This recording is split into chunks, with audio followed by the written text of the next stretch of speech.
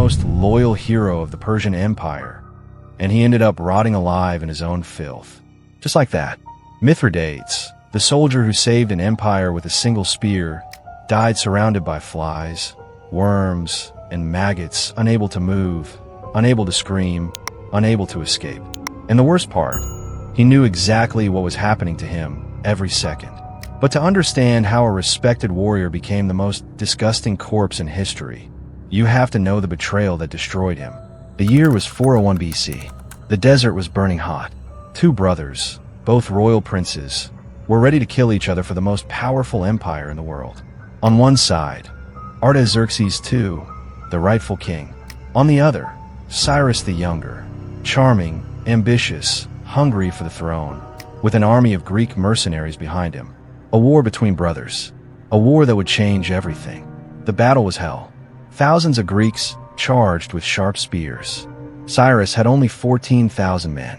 Artaxerxes, the king, had 3 times more. Heavy cavalry, archers, and a rage that had grown since childhood. Dust covered the battlefield. Screams filled the air. Blood soaked the ground. But then, in the middle of the chaos, Cyrus saw his chance. His brother, the king, was surrounded but exposed. This was the moment. Cyrus charged straight at him. No fear, no doubts, victory in sight. And just when he was about to win, a spear hit him in the chest. Sharp, clean, deadly. Cyrus fell with his eyes open and his mouth ready to scream, but only a dry breath came out. His body dropped like an empty sack. Who threw the spear? Not a famous hero, not a general, not a noble, just a simple soldier. His name, Mithridates. With that one throw, he saved the king, crushed the rebellion, and changed history. And that spear was also the beginning of his end. Artaxerxes won. He took back control of the empire. He was crowned again, this time as the savior of the nation. Poets sang about him. Temples made sacrifices. The people cheered. But there was a problem. He wasn't the one who killed Cyrus. Mithridates did, but no one could know that. The king wanted the credit, the glory, the story. He wouldn't let a simple soldier steal that moment. So he did something dirty. He rewarded him. He gave him treasure, slaves, land. He praised him in the palace. He hugged him in public. But there was a rule, not written, but stronger than any law. Be quiet. Don't say a word. Because if the world found out Artaxerxes didn't kill his brother, the myth of the unbeatable king would fall apart. Mithridates seemed to understand, or so it seemed, until one night, wine and pride betrayed him. A banquet in Susa. Wine, music, laughter, ambassadors from many lands. And suddenly, with a drunk voice, blurry eyes, and a chest full of pride, Mithridates raised his cup and shouted, "It was me. I threw the spear. I killed the traitor." Silence. The cup stopped clinking. The musicians lowered their instruments, and everyone looked at the king. Artaxerxes didn't shout. He didn't stand. He just looked at Mithridates and smiled. A cold smile. Fake. Deadly. No punishment came right away. It wasn't needed. The deal was broken, and Mithridates was already dead, even if he didn't know it yet. Days later, he was arrested. No trial. No defense. Just one sentence. A death made for the worst traitors. A punishment not to kill, but to make someone suffer more than ever. Its name, Scaphism. The cruelest punishment ever created by humans. A living hell. A death that could last days, or even weeks. And so began Mithridates' final journey. He was dragged at dawn, out of the palace, into a swampy area. The air already smelled like death. And there they were, 2 small boats, hollow inside, placed one on top of the other, like a floating coffin. They stripped him naked. They tied his wrists, his ankles, his neck, his arms, legs, and head stuck out through special holes. The rest of his body was trapped between the 2 boats. He couldn't move. He couldn't escape. All he could do was stare at the sky and wait. But this was just the beginning. They forced him to drink a disgusting mix of warm milk and raw honey. He resisted. He screamed. He spat out. But the guards used bamboo sticks to open his mouth and poured it in by force. Day after day. Milk and honey. Milk and honey. Milk and honey. Do you know why? Because that mix would make him poop inside the coffin. It would bloat him, make him vomit, cover him in sticky, sweet waste that would attract the real executioners. The flies. Thousands of them. Then bees. Then larvae. Then worms. Then worse. Covered in honey, his body became a living dessert, and his flesh started to be eaten. First from the outside, then from the inside. And here's where you come in.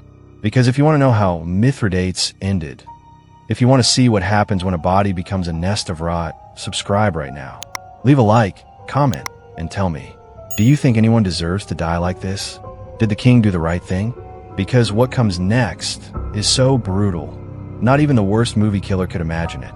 In the first hours, Mithridates still believed someone would come, that this was a test, a warning, that the king would forgive him. But no one came.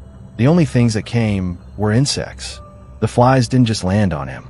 They crawled into his nose, into his mouth, into his eyes.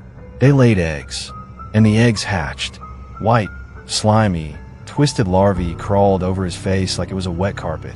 The flies kept coming back, drawn by the honey, the vomit, the sweat, and the poop that was now overflowing from the coffin. Then came the smell, that stench you can't describe, that smell that tells you something human is no longer human. His belly, swollen from the milk and honey fermenting inside, began to bubble. Gases, fluids, inner heat, and nowhere to go. The wood was leaking, infected from within, wet at every edge. And inside, trapped, Mithridates' body was starting to cook. But the worst part wasn't the rot. The worst part was that he was still conscious. Every day, the soldiers returned. Not to kill him, not to help, only to feed him again. More milk, more honey, more sweet horror, more vomiting, more diarrhea. And every day, the invisible army of Scaphism grew stronger. Mosquitoes, roaches, flesh-eating beetles, black larvae, tiny with microscopic teeth, forced their way in through every opening. They started building homes inside him. In his ears, his mouth, his bleeding gums, his nose, even under his fingernails. Mithridates was no longer a soldier. He was a breeding ground, an incubator for life that fed on his slow death. And time stopped making sense. There were no days, no nights, only heat, buzzing, pain, a sun that burned like fire, and a body that no longer moved. Sores covered his arms. His lips were cracked. His swollen, red eyes opened only to see flies mating in front of his face, laying eggs in his saliva. And you know what's the scariest part? He was still breathing. Slow, uneven, but alive. His heart refused to stop, as if fate wanted to keep him awake, just to see how much a human could take before becoming something else. A young soldier couldn't take it anymore. He fell to his knees and begged the officer, for the God's sake, kill him already. But the officer simply said, the king hasn't given that order. Because this wasn't just an execution. It was a message, a warning to the whole empire. Disobey, and you won't just die. I'll erase you. I'll turn you into rotten meat for the flies. And that's what was happening. Mithridates' body was breaking down from the inside. The fermented milk had destroyed his stomach. The diarrhea flowed constantly, hot, thick, sticky. There was no drainage, no cleaning. Everything built up in the bottom of the coffin, soaking his skin, melting his flesh into a stinking soup. The heat was cooking his muscles. The humidity fed the bacteria. The worms were no longer just on the surface. They were inside him. The writer Plutarch said that at that point, every intestine could become a tunnel. The flies laid eggs directly in the wounds, and when those eggs opened, the larvae crawled deeper. Imagine feeling that. Imagine being awake while a colony of creatures eats you from the inside. And that's not a metaphor. That was actually happening. His fingernails were falling off. His skin cracked. His lips bled nonstop. The color of his body changed. Red, then purple, then greenish-black. And still, he hadn't died. The soldiers could barely look at him without throwing up. Some tied perfumed cloths to their faces. Others whispered prayers. And one just closed his eyes and cried while they poured more milk and honey on Mithridates. Not out of kindness, but out of fear, because they all knew if they said a word, they could end up just like him. Mithridates was melting. His skin was peeling off the bones. His muscles were soft like boiled meat. His ribs were showing under the rotting flesh. And still, he kept breathing. But do you know what made it worse? He knew. He wasn't dreaming. He wasn't in a coma. His mind was still there, trapped inside a body that no longer belonged to him. A body turned into a temple of death. A home for worms. And that's exactly what the king wanted. Not just to kill his body, not just to make him afraid, but to send a message that pride, when it dares to challenge the throne, deserves the slowest death imaginable. Mithridates was no longer a man. He was a warning, and yet his soul was still trapped. In the next part, you'll find out what happened when his body entered full decay, and somehow he was still alive. Yes, there was still more left to rot. By the seventh day, Mithridates was no longer human. He was a pile of decomposing meat. His face, swollen and crawling with larvae, barely looked like a face. His mouth was still open, but no more screams. He had no strength, no tongue. He had rotted, but he was still alive. Scaphism isn't meant to kill. It's meant for something worse. To make the victim beg for death and never get it. His belly was a burst bag of rotten gas. The fermented milk bubbled, mixed with hot feces. The smell was so bad, even the toughest guards couldn't handle it. Some vomited, some fainted. One had to be replaced after seeing hallucinations. He said, "The worms are watching me."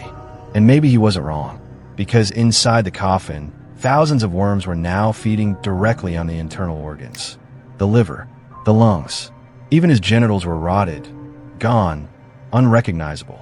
The wooden coffin was soft and wet. Pus poured out from the edges, and the soldiers still gave him more milk and honey. But Mithridates couldn't swallow anymore. His throat was a burned tube from the fever. Sometimes, only a dry bubbling sound came out, like the body wanted to cry, but had no vocal cords left. He was still conscious. Sometimes he hallucinated. Sometimes he came back. He looked at the sky, moved his eyes. He cried, not emotional tears, real ones. Thick, salty, full of pain. And each tear brought more flies. Inside the boats was a factory of death. There weren't just worms.